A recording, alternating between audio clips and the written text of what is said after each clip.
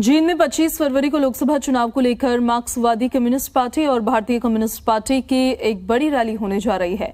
हिसार में वामपंथी दलों ने बताया है कि भारतीय कम्युनिस्ट पार्टी के जनरल सेक्रेटरी सीताराम येचुरी इस रैली के मुख्य वक्ता होंगे।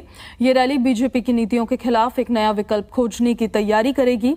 वामपंथी दलों के नेताओं ने कहा है कि बीजेपी लगातार प्राइवेटाइजेशन को बढ़ावा दे रही है, लेकिन किसानों और मजदूरों के लिए कुछ नहीं किया जा रहा।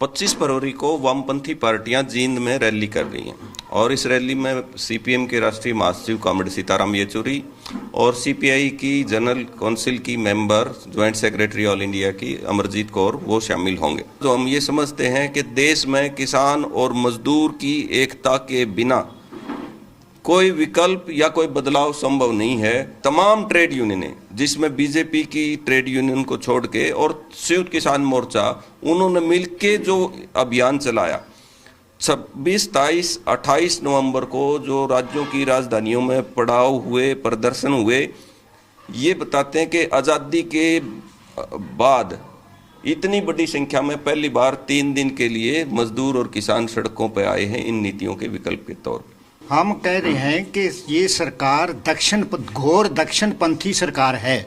दक्षिणपंथी सरकार का मुकाबला वामपंथी सरकारें या वामपंथी लोग, वामपंथी पार्टियां, वामपंथी जनमानस ही कर सकता है।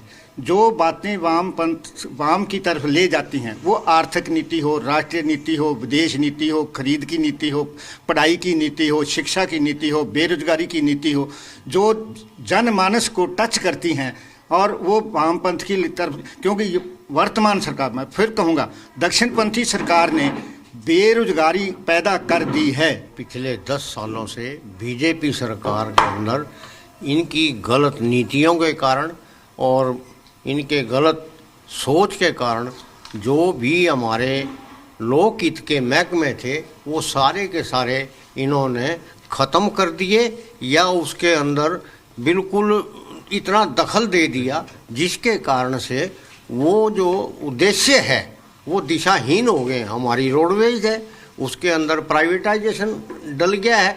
अब सवारियां इतनी भ्रमित हो रही हैं कि बस नज़र आती है रोडवेज की जो कलर्ड है।